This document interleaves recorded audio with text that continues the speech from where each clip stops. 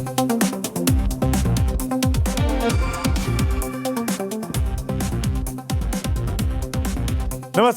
मैं आपका साथी सुमित अवस्थी। शाम के 7 बजने वाले हैं। चक्रव्यूह का वक्त हो गया है। हर खबर को 360 डिग्री से हम आपको दिखाते हैं। आज सबसे पहले वो कहानियां जिनको आपने अपनी वोट करके अपनी पसंद हमको बताई है। पहली कहानी थी आधे हिंदुस्तान पर जल प्रहार, कहां बादल बहा ले गया पूरा परिवार। जबरदस्त बारिश हो रही है। इस खबर को 20% लोग देखना चाहते हैं। 7:28 पर डिटेल में पूरे मॉनसून की रिपोर्ट आपको दिखाएंगे, कहां कहां हाहाकार मचा है। अगली कहानी, पश्चिम बंगाल में ममता बनर्जी का मेगा शो किस तरह हुआ खंड खंड, अब शहीद भी गए छिन। इस खबर को देखने के लिए 22% लोगों ने अपना वोट दिया है। अगली कहानी थी छात्रों के सवालों के बीच पंजाब के किसानों का दिल्ली मार्च क्यों हो रहा है। इस खबर को 27% लोग देखना चाहते हैं। किसान क्यों आंदोलन पर उतर रहे हैं, ये डिटेल में आपको आगे बताता हूं।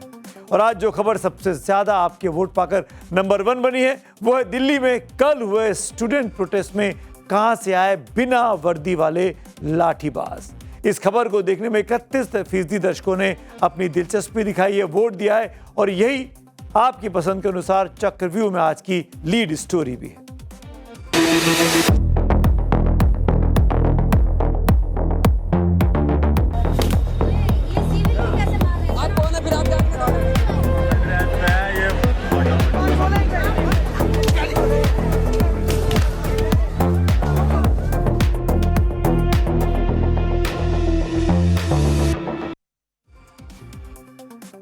आज बात करेंगे षड्यंत्र की। कल दिल्ली ने प्रदर्शन कर रहे छात्रों पर लाठीचार्ज होते हुए देखा। कल दिल्ली में पुलिस का बेरहम चेहरा बहुत करीब से देखा गया। कल दिल्ली ने हक की आवाजों को सड़कों पर लहूलुहान होते देखा। कल के बाद आज दिल्ली में भले ही ऊपरी तौर पर शांति नजर आ रही है, लेकिन सवालों की लिस्ट लंबी होती जा रही है। सवाल दिल्ली पुलिस से पूछे जा रहे हैं कि आखिर शांतिपूर्ण प्रदर्शन में लाठीचार्ज क्यों किया गया, और ये कौन है जो बिना खाकी वर्दी के आम कपड़ों में छात्रों पर लाठियां बरसाते दिखाई दे रहे हैं। ये कौन लोग हैं, इनकी पहचान क्या है, इन्हें कानून को हाथ में लेने का हक आखिरकार किसने दिया। ध्यान से देख लीजिए एक एक चेहरे को।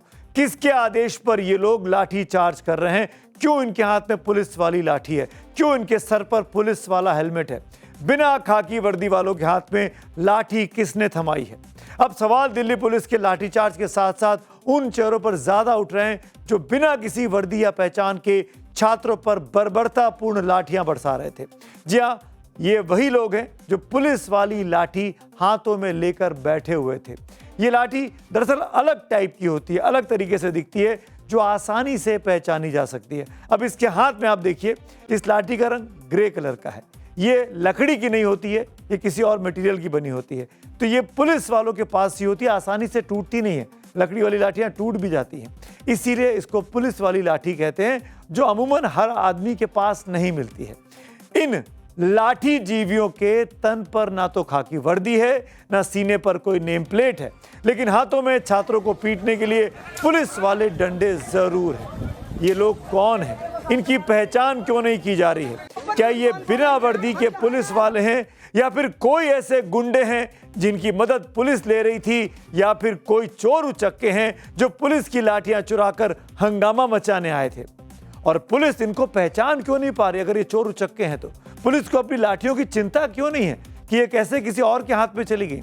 और अगर वाकई में ये कानून के रखवाले हैं और प्रदर्शनकारियों को कंट्रोल करने के लिए लगाए गए थे, यानी आधिकारिक तौर पर कानून के रक्षक हैं, पुलिसकर्मी हैं, तो इनके पास पहचान क्यों नहीं है? इनके पास वर्दी क्यों नहीं है? इनकी वर्दी पर नेम प्लेट क्यों नहीं है? क्यों ये पुलिसिया अंदाज में बल प्रयोग कर रहे हैं उन मासूम छात्रों पर जो सिर्फ आंदोलन करने आए थे, आवाज उठाने आए थे, सरकार से बात करने आए थे? इन लोगों की पहचान क्यों छुपाई गई है? और अगर ये पुलिस वाले हैं तो वर्दी इनके तन पर होनी ही चाहिए थी, और अगर ये पुलिस वाले नहीं हैं तो सवाल ये साफ होना चाहिए कि ये लोग कौन हैं। बीते 1 महीने से कॉकरोच जनता पार्टी जंतर मंतर पर प्रदर्शन कर रही थी। प्रदर्शन के दिन बार बार अपील की जाती रही कि 20 जुलाई को जो प्रदर्शन होगा, जो संसद मार्च चलेंगे, वो शांतिपूर्ण तरीके से होना चाहिए। छात्र वहां जो इकट्ठा हुए शांतिपूर्ण तरीके से इकट्ठा हुए थे। शांतिपूर्ण प्रदर्शन में बिना वर्दी वालों के लाठीचार्ज ने दिल्ली पुलिस कर साख पर अब सबसे बड़ा सवालिया निशान लगा दिया है। वो दिल्ली पुलिस जो अपनी कानूनी क्षमताओं के लिए, अपनी प्रोफेशनलिज्म के लिए जानी जाती है, आज उस पर बेहद गंभीर सवाल खड़े हुए हैं। इन बिना वर्दी के लाठीचार्ज करने वालों को लेकर दिल्ली पुलिस से अब लगातार सवाल पूछे जा रहे हैं। सोशल मीडिया में ऐसे सवालों की, ऐसे वीडियोस की बाढ़ आई हुई है, लेकिन दिल्ली पुलिस अब तक मौन है। क्यों मौन है? क्यों कुछ नहीं कहती है? इन चेहरों के पीछे आखिर ऐसा कौन सा राज छिपा है जिसे दिल्ली पुलिस छिपाना चाहती है? ये सच है कि राजधानी की कानून व्यवस्था दिल्ली पुलिस के कंधों पर है। प्रदर्शनकारियों से निपटने की जिम्मेदारी भी दिल्ली पुलिस की ही थी। इसी के लिए भारी संख्या में कल सुबह दिल्ली में जंतर मंतर के आसपास, यानी संसद के आसपास, दिल्ली पुलिस के कई जवान तैनात किए गए थे। अर्धसैनिक बलों तक की टुकड़ियों को भी सड़क पर उतारा गया था।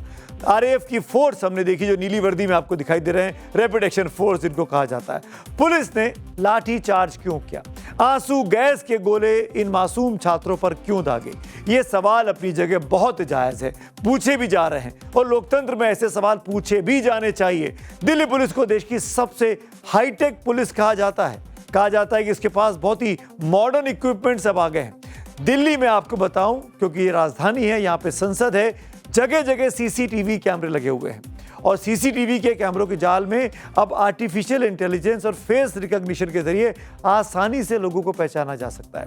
इसके बावजूद भी अभी तक बिना वर्दी वाले ये जो गुंडे थे, ये जो लाठीबाज थे, ये जो लाठीगिरी कर रहे थे, लाठीचार्ज कर रहे थे, इसका पता दिल्ली पुलिस क्यों नहीं लगा पा रही है? अगर ये दिल्ली पुलिस के ही आदमी हैं, तो फिर पुलिस ऐसा बयान देने से क्यों बच रही है? क्यों पुलिस नहीं कहती कि हाँ, हमारे लोग थे, हमने उनको ड्यूटी पर लगाया था? पुलिस अधिकारियों को, पुलिस कमिश्नर को, पुलिस प्रवक्ता को सामने आकर इन लोगों को बताना चाहिए कि हाँ, ये हमारे व्यक्ति हैं, ये क्राइम ब्रांच के हैं, ये इंटेलिजेंस के हैं, ये पुलिस के हैं, कहाँ के हैं, ये पता लगना चाहिए। क्यों नहीं पता लग पा रहा है? बिना वर्दी के इन लोगों को कानून की धज्जियां खुलेआम उड़ाने की छूट आखिरकार क्यों दी गई? दिल्ली पुलिस को इन चेहरों का सच क्यों नहीं देश के सामने रखना चाहिए? क्यों नहीं पता चले कि ये कौन लोग हैं, ताकि दूध का दूध और पानी का पानी हो सके, और हम ये कह सके कि दिल्ली पुलिस वाकई में निष्पक्ष थी और ये तो गुंडे थे। दिल्ली पुलिस का मौन, दिल्ली पुलिस की चुप्पी, दिल्ली पुलिस का कुछ ना कहना कई और सवालों को खड़ा कर रहा है। ये साख दिल्ली पुलिस की है। जनता के भरोसे का भी सवाल है दिल्ली पुलिस पर। अगर ये दिल्ली पुलिस के जवान हैं, तो नियम और प्रोटोकॉल कहां चले गए हैं? और अगर ये बाहर से आए अराजक तत्व हैं, तो खाकी के साए में इन्हें इस तरह गुंडागर्दी करने का हक आखिर क्यों दिया गया, और क्यों इनको पहचान कर जेलों की सलाखों के पीछे नहीं डाला जा रहा? मैं 100% यकीन से कह सकती हूँ, इसमें से जो सादी वर्दी में थे, कोई भी पुलिस वाला नहीं था। पहली बात तो, एक प्रोटेस्ट में जब आप डिस्ट्रप्शन करने जाते हैं या उसको प्रोटेस्ट को कंट्रोल करने जाते हैं, तो आप सादी वर्दी में क्यों हैं? मुझे ऐसा लगता है ये बीजेपी के गूंज हैं, या फिर ऐसे हट्टे कट्टे बॉडी बिल्डर्स को पैसा दिया गया है। तो ये जो तस्वीरें आप देख पा रहे हैं मेरे साथ, ये षड्यंत्र के, जिन्होंने जो षड्यंत्र का हिस्सा बने, ये किसका षड्यंत्र था? सब ये जानना चाहते हैं। और ये षड्यंत्रकारी कौन थे? किसके इशारे पर वहां काम कर रहे थे? कौन इन प्रदर्शनकारियों को बदनाम करने के लिए इन सादी वर्दी में पुलिस वाली लाठियां लेकर, पुलिस वालियां, जी ध्यान से देखिए, इनके हाथ में जो लाठियां हैं वो पुलिस वाली लाठियां हैं। ये आमतौर पर नहीं मिलती हैं। आखिरकार इनके पास कहां से आ गई? आपको एक बात और बताऊं, अदालत का आदेश बिल्कुल साफ है। ड्यूटी पर तैनात हर पुलिसकर्मी को वर्दी में होना चाहिए, खासकर वो ड्यूटी जब वो प्रदर्शन में, आंदोलन में वहां पर मौजूद हो। आखिरकार ये वर्दी में क्यों नहीं थे?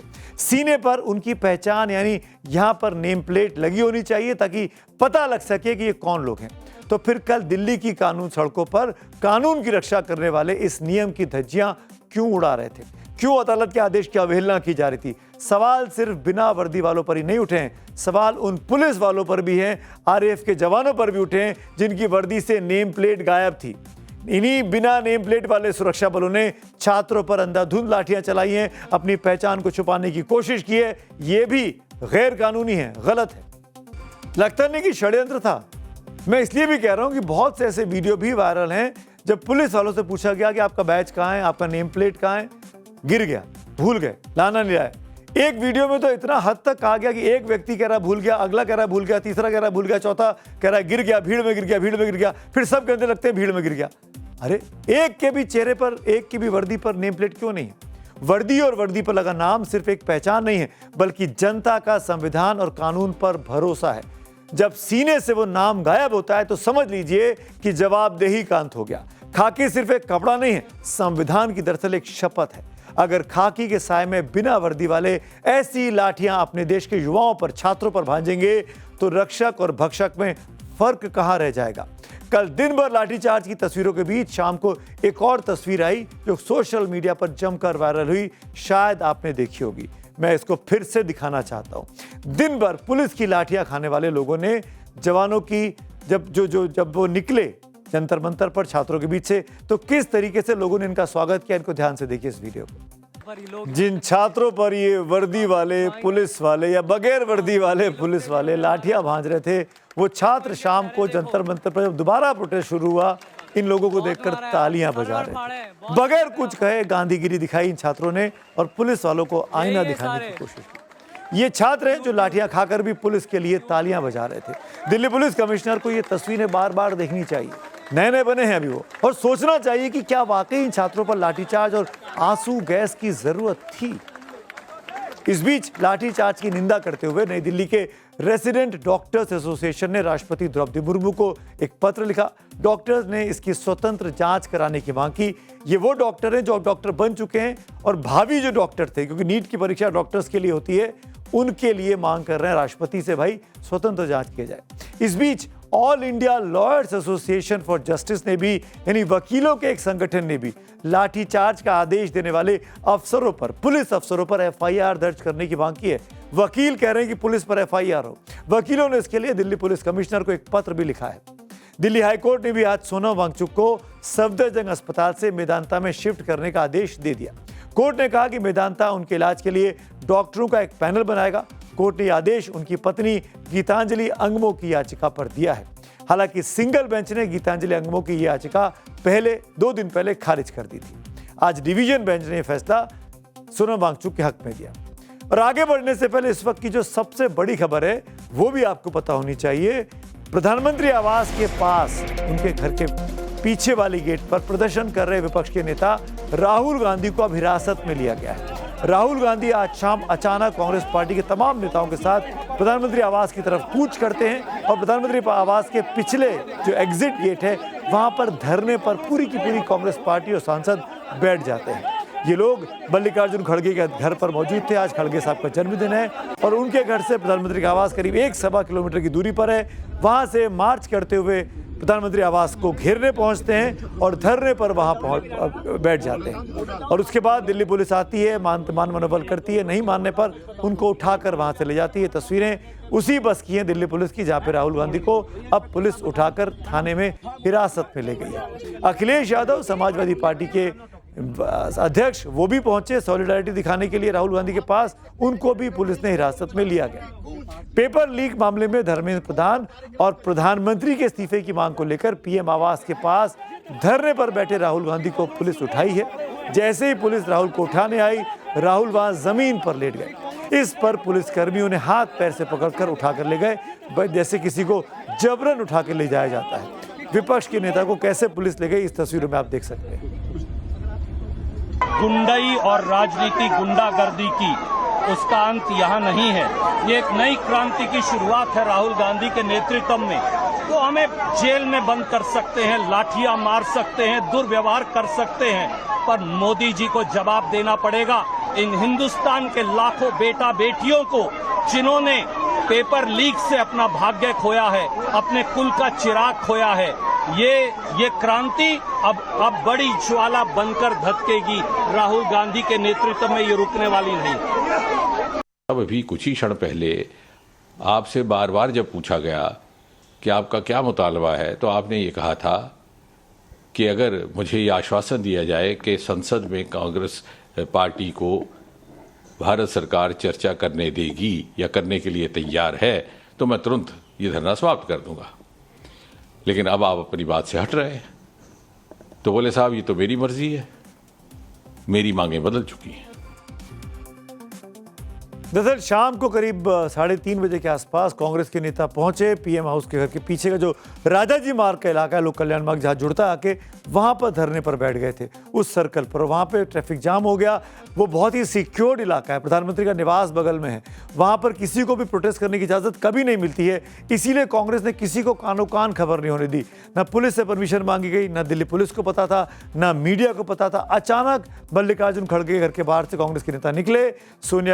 राहुल गांधी, प्रियंका गांधी उसकी अगुवाई कर रहे थे और पैदल चलकर करीब 1-1.25 किलोमीटर पैदल चलकर वहां पे आकर कांग्रेस के तमाम सांसद प्रदर्शन करते हैं, धर्मेंद्र प्रधान के इस्तीफे की मांग करते हैं, प्रधानमंत्री से सवाल करते हैं, अमित शाह जी से सवाल करते हैं, ये कहते हुए कि दिल्ली पुलिस ने कल छात्रों पर बेरहमी से लाठियां क्यों बरसाई, इनको संसद में इस पर बहस करनी चाहिए। फिर सरकार ने जितेंद्र सिंह, जो कि पीएमओ के राज्य मंत्री हैं, उनको डिप्लॉय किया, राहुल गांधी के पास भेजा, बातचीत की। सब कुछ कैमरे के सामने चल रहा था और उस कैमरे के सामने राहुल गांधी से बातचीत में ये कहा, जैसे कि अभी आपने सुना जितेंद्र सिंह को, कि उन्होंने कहा कि मुझे अगर एश्योरेंस मिले कि हाउस में अगर चर्चा होगी तो हम इस धरने को खत्म कर देंगे। जितेंद्र सिंह लौटते हैं वापस, सरकार में विमर्श करते हैं, राहुल गांधी की डिमांड है। वापस जाके राहुल गांधी को बताते हैं कि सरकार आपकी डिमांड को मानने को तैयार है और हम सदन में नीट के मामले को लेकर, छात्रों के मामले को लेकर, शिक्षा के मामले को लेकर चर्चा करने को तैयार हैं। तब राहुल गांधी बोलते हैं कि भाई मुझे तो धर्मेंद्र प्रधान का इस्तीफा भी चाहिए, बकौल जितेंद्र सिंह। यानी राहुल गांधी ने पहले जो कहा, बाद में जब जितेंद्र सिंह गए उनके पास दोबारा, तब राहुल गांधी अपनी पहली की बात से मुकर गए और शायद इसीलिए बाद में राहुल गांधी ने कहा कि मैं यहां से नहीं हटूंगा। फिर पुलिस आई और उनको उठाकर वहां से अब लोधी रोड थाने में ले जाया गया है। वहां पर वो हिरासत में रखे गए। देश के विपक्ष के नेता राहुल गांधी, मुझे याद आ रहा है पिछली बार अगस्त 2025 में भी जब वो प्रोटेस्ट कर रहे थे इलेक्शन कमीशन के बाद, तब भी उनको पुलिस ने हिरासत में लिया था। पीएम हाउस के पास कांग्रेस ने जो प्रदर्शन किया, उस पर अब एक राजनीति भी विपक्ष की शुरू हो गई है। आम आदमी पार्टी इससे भड़क गई है, क्योंकि राहुल गांधी जब पीएम के घर के बाहर प्रदर्शन कर रहे थे, उसी टाइम अरविंद केजरीवाल अभिजीत दीपके से मिलने जंतर मंतर पर पहुंचे थे। और संजय सिंह, जो आम आदमी पार्टी के सांसद हैं, उन्होंने सोशल मीडिया प्लेटफॉर्म पर लिखा है कि कांग्रेस 1 महीने से आंदोलन को गाली दे रही है। अब राहुल गांधी कह रहे हैं कि जंतर मंतर नहीं, हमारे धरने में शामिल हो, क्योंकि राहुल गांधी ने ऐसा ट्वीट किया था। उन्होंने पूछा कि आखिर युवाओं के आंदोलन को क्यों कमजोर करना चाहती है कांग्रेस। यानी आम आदमी पार्टी इल्जाम लगा रही है कि सीजेपी के आंदोलन को कांग्रेस कमजोर करना चाहती है। जंतर मंतर के आंदोलन में शामिल होने की अपील कांग्रेस क्यों नहीं करती है, ये इल्जाम भी संजय सिंह ने कांग्रेस पार्टी पर लगाया है। और अब बात करते हैं आज की एक और बड़े मूवमेंट की, एक और बड़ी कहानी की। दर्द में नौजवान हैं तो गुस्से में किसान भी हैं। अब बात देश के किसानों की कर रहा हूं। देश भर के किसान, खासकर पंजाब के और हरियाणा के, अमेरिका के साथ हो रही अंतरिम व्यापार समझौते यानी बीटीए का विरोध कर रहे हैं। किसानों ने विरोध जताने के लिए दिल्ली के किसान घाट पर महापंचायत बुलाई थी, लेकिन किसानों को रोकने के लिए दिल्ली के बॉर्डर एक बार फिर से सील कर दिए गए हैं। किसानों का कहना है कि इस डील से देश के किसानों का भारी नुकसान होने वाला है। वहीं सरकार का पक्ष है कि ये डील किसानों के लिए फायदेमंद है। अगर ये ट्रेड डील किसानों के हक में है तो देश का किसान आज गुस्से में क्यों है, क्यों वो दिल्ली आकर घेराव करना चाहता है, प्रदर्शन करना चाहता है, ये भी आपको बताऊंगा। लेकिन पहले किसानों के गुस्से की एक झलक देखिए।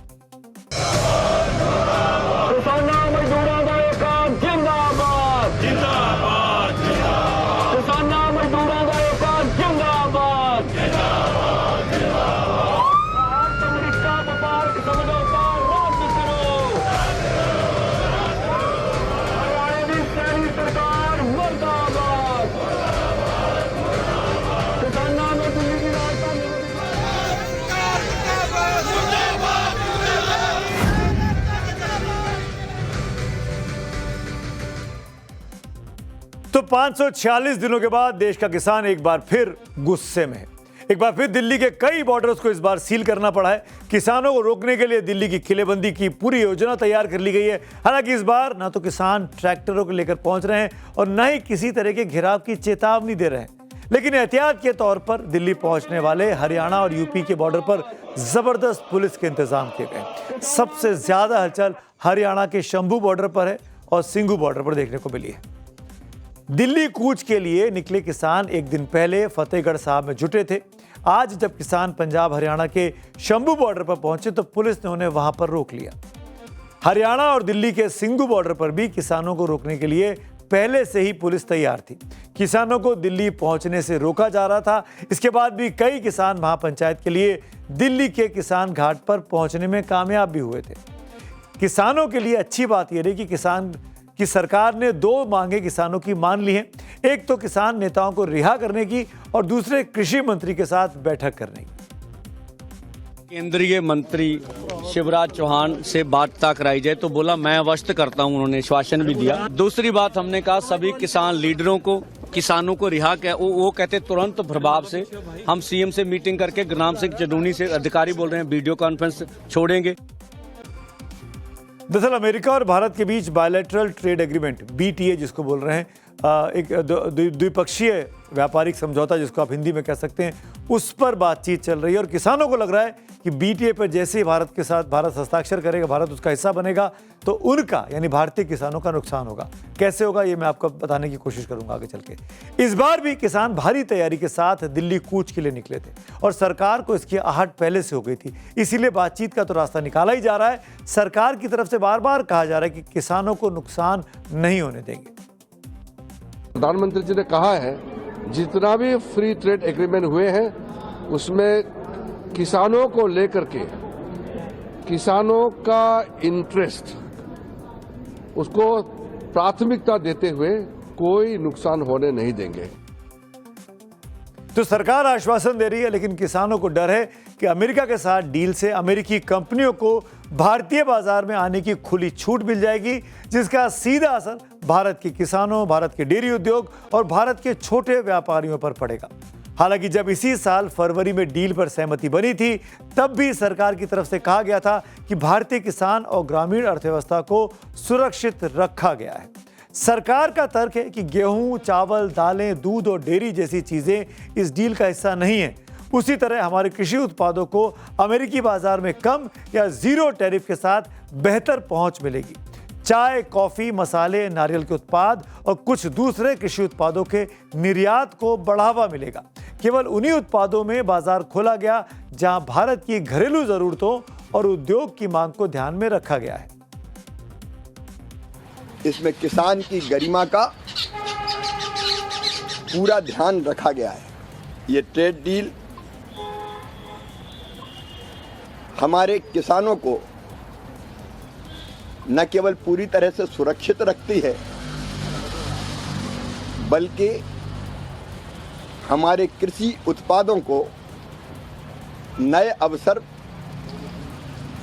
प्रदान करती है। तो देश के जवान यानी युवा छात्र भी गुस्से में हैं, देश के किसान भी इस वक्त गुस्से में हैं। लेकिन किसान कांग्रेस की इस जो संगठन है, इस डील को किसानों के हितों के खिलाफ मानते हैं। क्यों मानते हैं, इस बात को जान लीजिए। किसान संगठनों का कहना है कि अमेरिका में कृषि पर बहुत ज़्यादा सरकारी सब्सिडी मिलती है, इसीलिए उनके उत्पाद जैसे मक्का, सोयाबीन, कपास, डेयरी प्रोडक्ट्स, पोल्ट्री फीड बहुत सस्ते यहाँ हो जाएंगे। समझौते में कुछ कृषि उत्पादों पर टैरिफ कम होने या शून्य होने से ये बहुत सस्ते में अमेरिकी सामान भारत में मिलेगा, जो कि भारत के किसानों के लिए, भारत की बाज़ारों के लिए बहुत ही खतरनाक होगा। भारतीय बाजार में कीमतें गिरेंगी, स्थानीय किसानों की फसल बिक नहीं पाएगी और उसकी आमदनी घट जाएगी। किसानों का कहना है कि सस्ते आयात से भारतीय डेयरी उद्योग बर्बाद हो जाएगा। वहीं आयात बढ़ने से बाजार अस्थिर होगा और MSP प्रभावी नहीं रह पाएगा। अमेरिका से GM यानी जेनेटिकली मॉडिफाइड फसलें आने का डर है, जो पारंपरिक खेती, मिट्टी और स्वास्थ्य पर बुरा असर लंबे दौर में डाल सकती हैं। भारतीय किसानों का मानना है कि यह समझौता अमेरिकी कंपनियों और बड़े कॉरपोरेट हाउसेस को फायदा पहुंचाएगा, जबकि भारतीय छोटे किसान इसका मुकाबला नहीं कर पाएंगे और उनको खाने के लाले पड़ जाएंगे। इसीलिए किसानों की डिमांड है कि भारत अमेरिका ट्रेड एग्रीमेंट को तुरंत रद्द किया जाना चाहिए। व्यापार समझौते से जुड़ी सभी बातचीत के दस्तावेजों को सार्वजनिक किया जाना चाहिए। कोई भी अंतिम निर्णय लेने से पहले किसान संगठनों से व्यापक चर्चा भी की जानी चाहिए और स्वामीनाथन आयोग की सिफारिशों के अनुसार सभी फसलों के लिए MSP की कानूनी गारंटी और कृषि ऋण माफी दी जानी चाहिए। अब बढ़ते हैं आज की एक और बड़े डेवलपमेंट पर। स्वतंत्रता सेनानी और कवि जगदम्बा प्रसाद मिश्र हितैषी ने साल 1916 में लिखा था, शहीदों की चिताओं पर जुड़ेंगे हर बरस मेले, शहीदों की चिताओं पर लगेंगे हर बरस मेले, वतन पर मरने वालों का यही बाकी निशान होगा। लेकिन तब हितैषी जी ने मेले की कल्पना की थी, राजनीतिक मेले की नहीं। उन्हें क्या पता था कि एक दिन एक ही शहादत पर 3-3 मंच अलग अलग सजेंगे, 4-4 राजनीतिक दावेदार खड़े हो जाएंगे और हर मंच से यही ऐलान होगा कि ये शहीद तो हमारे हैं, इतिहास हमारा है, विरासत हमारी है। आज शहीदी दिवस पर पश्चिम बंगाल में दरअसल यही हुआ है। पश्चिम बंगाल में आज शहीदी दिवस मनाया जाता है। क्यों मनाया जाता है ये मैं आपको आगे समझाता हूँ। ममता बनर्जी उस वक्त से मनाती आई हैं जब वो कांग्रेस में हुआ करती थी। तृणमूल कांग्रेस के गठन के बाद से तो पिछले 3 दशक से बंगाल में 21 जुलाई की तारीख का मतलब होता है ममता की सबसे बड़ी रैली होना। लेकिन आज 2026 में जब ममता बनर्जी सरकार में नहीं है तो शहीदी दिवस पर तस्वीर बदल गई है। इतनी बदल गई कि शायद पहली बार शहीद दिवस भी 4 अलग अलग गुटों में इस बार कलकत्ता में दिखाई दिया। पहला मंच टीएमसी की ममता गुट का सजा था। दूसरा मंच टीएमसी के ऋतुपत बनर्जी गुट का तैयार किया गया है। तीसरा कार्यक्रम कांग्रेस पार्टी की तरफ से किया गया है और चौथी तस्वीर दिल्ली से इस शहीद दिवस की सामने आई है। दिल्ली के राजघाट पर टीएमसी के अलग होकर एनसीपीआई में शामिल हो चुके 20 सांसदों ने काकोली घोष दस्तेदार की अगुवाई में राजघाट पर श्रद्धांजलि का आयोजन किया। 21 जुलाई का शहीद दिवस पश्चिम बंगाल की राजनीति में बहुत अहम माना जाता है। इसकी शुरुआत दरअसल 1993 की उस घटना की याद में हुई थी जब ममता बनर्जी की अगुवाई में एक रैली निकाली गई थी।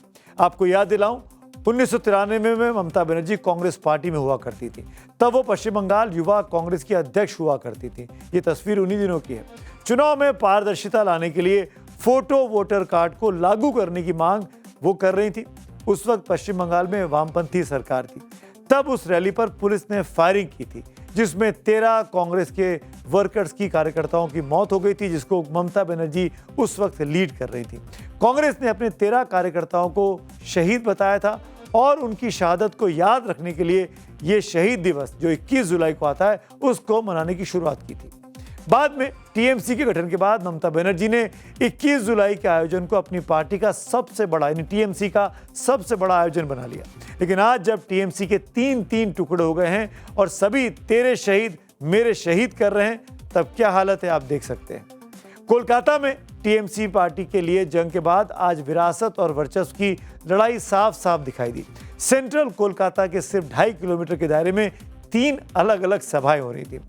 वैसे हर साल ममता बनर्जी विक्टोरिया हाउस के सामने विशाल रैली आयोजित करती रही, लेकिन प्रशासन की तरफ से इस बार उन्हें वहां सभा करने की इजाजत नहीं दी गई। इसके बाद पार्टी हाईकोर्ट पहुंची। अदालत ने माना कि एक ही इलाके में 3 बड़े राजनीतिक कार्यक्रम होने से कानून व्यवस्था और ट्रैफिक दोनों पर असर पड़ेगा। ऐसे में टीएमसी की तरफ से बिरला प्लेनेटोरियम के सामने सड़क सभा का प्रस्ताव दिया गया, जिसे अदालत ने मान लिया था। कोर्ट के आदेश पर ममता गुट ने बिरला प्लेनेटोरियम के सामने अपनी श्रद्धांजलि सभा कार्यक्रम का आयोजन किया। वहीं टीएमसी जो अब असली टीएमसी अपने आप को कर रहे हैं, ऋतुपत बनर्जी गुट ने कुछ ही दूरी पर मेयो रोड के गांधी प्रतिमा के सामने अपनी श्रद्धांजलि सभा की और कांग्रेस ने विक्टोरिया हाउस के पास शहीद मीनार मैदान में अपना शहीदी दिवस का कार्यक्रम मनाया। लेकिन सबसे अधिक कार्यकर्ता ममता बनर्जी की सभा में ही पहुंचे। वोटर आईडी कार्ड के लिए आंदोलन किसने किया था? ममता बनर्जी। वो जो 1993 लिखा है ना, 1993 का आंदोलन, महाकरण चलो आंदोलन किस लिए है? ममता बनर्जी के लिए। कालीघाट तृणमूल जैसा कोई शब्द बंगाल में नहीं है। बंगाल में एक ही शब्द है, ममता बनर्जी का सर्वभारतीय तृणमूल कांग्रेस। लोगों को तो कोई मैंने डरे नहीं है। हम लोग मैंने सच्चे दिल से आते हैं और मैंने सब मिल करके हम लोग यही रहेंगे। बहुत साथ है, बहुत। और जितना दिन तक जिंदा रहेगा तृणमूल, जितना जिंदा रहेगा हम लोग साथ है। जी हाँ। एक नंबर पॉलिटिकल लीडर का नाम है ममता बनर्जी और ऑल बंगाल को जो पॉलिटिकल लीडर है उसका नाम है ममता बनर्जी। जब से टीएमसी यानी ममता बनर्जी की टीएमसी में 2 फाड़ हुई या 3 फाड़ हुई, तब से पहली बार ममता बनर्जी ने कोई बहुत बड़ा आयोजन किया और उनके पीछे वहां पर भीड़ भी कोलकाता की सड़क पर आज दिखाई दी। अब ये बात ममता से अधिक भला कौन जानता है कि राजनीति में भीड़ सिर्फ भीड़ नहीं होती, भीड़ मैसेज होती है। भीड़ पॉलिटिक्स में बैरोमीटर होती है आपकी लोकप्रियता का। खबर आई कि इस बार शहीद दिवस से पहले ममता पूरी रात जागती रही। दावा किया गया कार्यक्रम की व्यवस्था खुद वो देख रही थी। राजनीतिक गतिविधियों पर एक एक पर नजर बनाकर खुद रख रही थी। लेकिन कभी कभी राजनीति में रातें सिर्फ गतिविधियों को देखने के लिए नहीं जागी जाती। अपनी विरासत पर किसी और की नजर ना पड़े तो नींद वैसे भी नहीं आती है, इसीलिए चौकन्ना रहना पड़ता है। सुनिए शहीद दिवस के मंच से ममता ने कैसे अपने विरोधियों को आज ललकारा। চ্যালেঞ্জ বিজেপিতে যান বিজেপিতে যান বিজেপি ডাইরেক্ট করুন, আমার কোনো আপত্তি নেই। যত যাবে তত আমি খুশি হব। আমি আজকে বলে যাই, এরপর আমি জেলায় জেলায় বেরোবো। কত ক্ষমতা আছে আমি দেখতে চাই। আপনারা আমাকে আটকাবেন? 4 मई से 21 जुलाई के बीच ममता बनर्जी ने अपनी ताकत को दोबारा बटोरने की कोशिश की और आज पूरे जोश में दिखाई दे रही थी अपने कार्यकर्ताओं के बीच में। कुल मिलाकर आज बंगाल में लड़ाई बीजेपी और टीएमसी की नहीं थी, लड़ाई टीएमसी बनाम टीएमसी, यानी टीएमसी वो जो अपने आप को असली टीएमसी कह रही है और एक टीएमसी जिसको बीजेपी ने अब नाम दे दिया है कालीघाट टीएमसी। कांग्रेस बनाम टीएमसी की लड़ाई अलग चल रही है, विरासत बनाम विरासत की लड़ाई थी। कौन है बड़ा उत्तराधिकारी, कौन बड़ा वारिस होगा, कौन शहीदों का सबसे बड़ा दावेदार है। टीएमसी के भीतर और टीएमसी और कांग्रेस के बीच विरासत की इस खींचतान पर बीजेपी को बैठे बिठाए मौका मिला। ममता बनर्जी इतने शहीद के लिए उनका दिल रोता था, लेकिन जो उस वक्त प्रिंसिपल सेक्रेटरी थे होम डिपार्टमेंट्स में, जिनके ऑर्डर से गोली चली थी कांग्रेस के कार्यकर्ताओं के ऊपर, ममता बनर्जी उनको अपना मंत्री बनाया था, मनीष गुप्ता जी। कांग्रेस को तो बल्कि भारतीय जनता पार्टी की सरकार को धन्यवाद देना चाहिए, क्योंकि इतने साल जब ममता बनर्जी पावर में थी, सत्ता में थी, वो कभी मना नहीं पाए थे अच्छी तरह से। अब बीजेपी की सरकार आई है, वो अच्छी तरह से मंच बना के वो 21 जुलाई फिर से वो मना पा रही है। 21 जुलाई का शहीद दिवस मनाने के लिए ममता बनर्जी ने अपने बचे कुचे सांसदों और विधायकों को कोलकाता में रोका हुआ था, जबकि दिल्ली में संसद का सत्र शुरू हो चुका है। केवल 2-3 सांसद ही दिल्ली में मौजूद है, बाकी सब वहां मौजूद थे। इसीलिए आज वहां भीड़ ममता बनर्जी के पीछे दिखाई दी और इस बारे में ऋतुपत बनर्जी का जो प्रोटेस्ट था वो शायद कमजोर हो गया। अब बात करते हैं आज की अगली स्टोरी की। आसमान से बरसती आफत से इस वक्त देश के एक बड़े हिस्से में हाहाकार मचा है। उत्तर से लेकर पूर्वोत्तर भारत तक चारों तरफ बादल से बर्बादी का खौफनाक मंजर लगातार देखने को मिल रहा है। सिक्किम की अंधेरी टनल में फंसी जिंदगियों की जद्दोजहद चल रही है, या फिर जम्मू कश्मीर के गुरेज और पुंछ में सैलाब में तिनके की तरह बहती गाड़ियां और ढहते मकान, हिमाचल से उत्तराखंड तक दरकते पहाड़, उफनती नदियां और पानी में डूबे मंदिर। हर तरफ इंसान कुदरत के आगे बेबस इस वक्त नजर आ रहा है। मौसम विभाग ने भी कई राज्यों में मूसलाधार बारिश का रेड अलर्ट जारी किया है।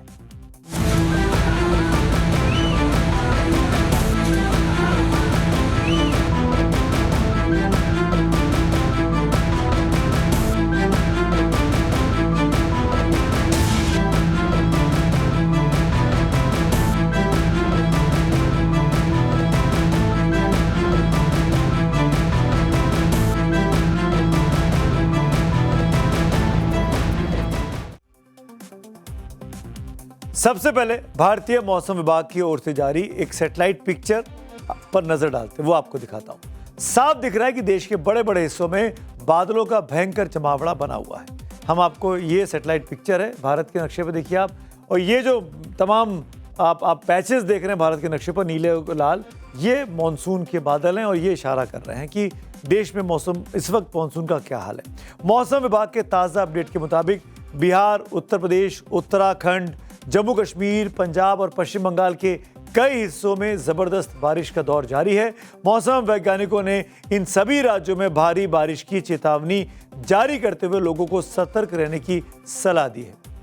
सैटेलाइट इमेज से साफ है कि देश के करीब 70% हिस्से में मानसूनी बादल छाए हुए हैं। 25 जुलाई तक उत्तर पूर्व और पूर्वोत्तर भारत समेत देश के 60% से ज्यादा इलाकों में अच्छी बारिश का अनुमान है।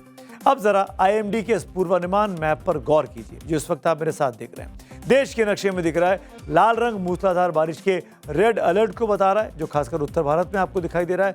ऑरेंज कलर भारी बारिश के लिए यानी सतर्क रहने के लिए, तैयार रहने की बात कर रहा है। पीला रंग अलर्ट के लिए संकेत दे रहा है।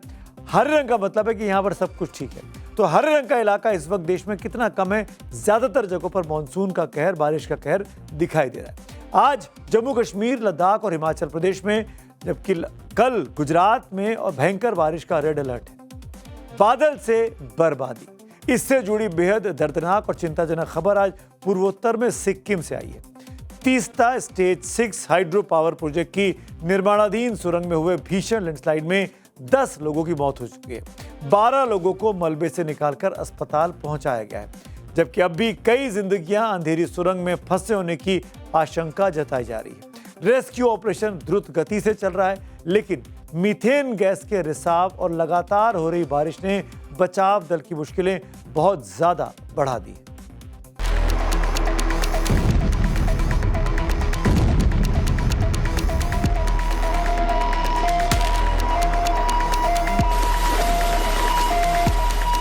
सोमवार दोपहर 3:09 सिक्किम के नामची जिले में 7 किलोमीटर लंबी समरदुंग सुरंग में रोज की तरह काम चल रहा था।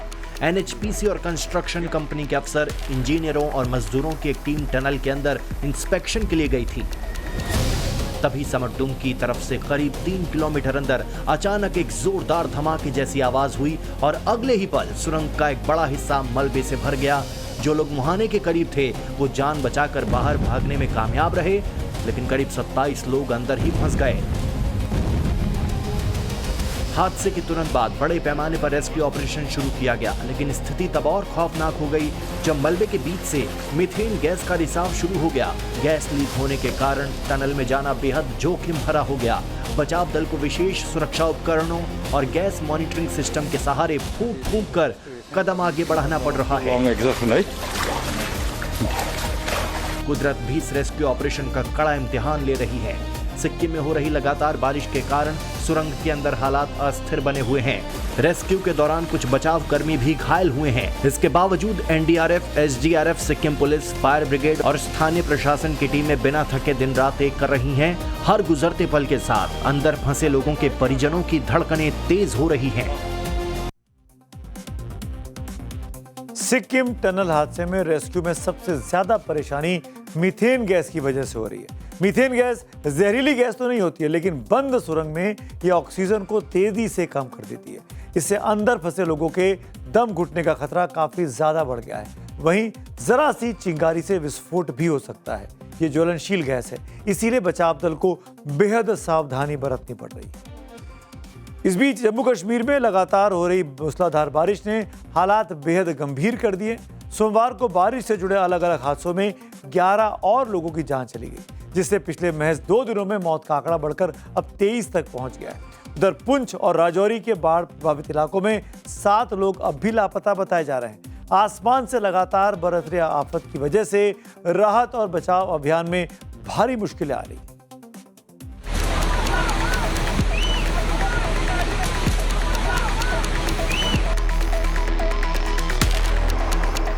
एक झटके में 2 गाड़ियां सैलाब में हमेशा के लिए समा गईं। फिर एक ब्लैक कार जो देखते ही देखते आंखों के सामने से ओझल हो गई। सैलाब की रफ्तार और ताकत इतनी थी कि पलक झपकते ही 2 और गाड़ियां तबाही के इस झटके का शिकार हो गईं। ये कोई फिल्मी सीन नहीं है, बल्कि जम्मू कश्मीर के गुरेज वैली की खौफनाक सच्चाई है। आसमान से ऐसा मूसलाधार पानी बरसा कि जोरदार लैंडस्लाइड के साथ एक ऐसा सैलाब आया जिससे पूरी घाटी कांप उठी। सड़क पर दौड़ती गाड़ियां, दुकानों का सामान और बरसों की जमा पूंजी, सब कुछ इस बाढ़ के रौद्र रूप के सामने बेबस होकर पानी में बह गया। लोग अपनी आंखों के सामने अपनी मेहनत की कमाई और घरों को पानी के थपेड़ों में बिखरते देख रहे थे। लोग हाथ बांधे खड़े थे, चीखें गला फाड़ कर निकल रही थी, लेकिन उनकी आवाज सैलाब की खौफनाक गरज में दब कर रह गई। आसमान से बरसते इस मूसलाधार पानी ने पहाड़ों का घमंड तोड़ दिया है। चौतरफा तबाही के बीच अब जिंदगी बचाने और नुकसान को समेटने की जद्दोजहद जारी है। राजौरी में स्थानीय लोग और प्रशासन की टीम अब मलबे और कीचड़ में फंसी इन क्षतिग्रस्त गाड़ियों को निकालने में जुटी हुई है। क्रेन और जेसीबी मशीनों की मदद से क्षतिग्रस्त गाड़ियों को एक एक कर बाहर निकाला जा रहा है। इसके साथ साथ सैलाब के बीच फंसे स्थानीय लोगों का भी रेस्क्यू किया जा रहा है। हम किसी डंपिंग यार्ड में नहीं हैं, लेकिन जैसे ही यहाँ पर बाढ़ आई तो उसने किस तरीके से यहाँ पे पूरे इलाके में तबाही मचाई हुई है, ये साफ तौर पे आप अपने टीवी स्क्रीन्स पर देख सकते हैं। ये देखिए गाड़ियाँ किस तरीके से डैमेज हुई हैं। एक के ऊपर एक गाड़ी आप देख रहे हैं और कई दर्जन भर गाड़ियां जो हैं वो साफ तौर पे आप देख सकते हैं। ये तस्वीरें हैं रजौरी इलाके की, जहां पे बारिश के कारण इस तरीके के दृश्य जो हैं वो देखने को मिल रहे हैं। यहाँ पे फ्लैश फ्लड आया, जिसकी वजह से माना जा रहा है कि कई गाड़ियां जो हैं वो बह चुकी हैं। वहीं पुंछ जिले के लोरान गांव में लगातार हो रही बारिश ने मौत बनकर दस्तक दी। यहां लैंडस्लाइड की चपेट में आने से मिट्टी का एक घर भर भरा कर ढह गया। इस दर्दनाक हादसे में 7 लोगों की मौत हो गई। मृतकों में 4 महिलाएं भी शामिल हैं। तबाही अब तेजी से रिहायशी इलाकों की ओर बढ़ रही है और हर तरफ दहशत का माहौल है।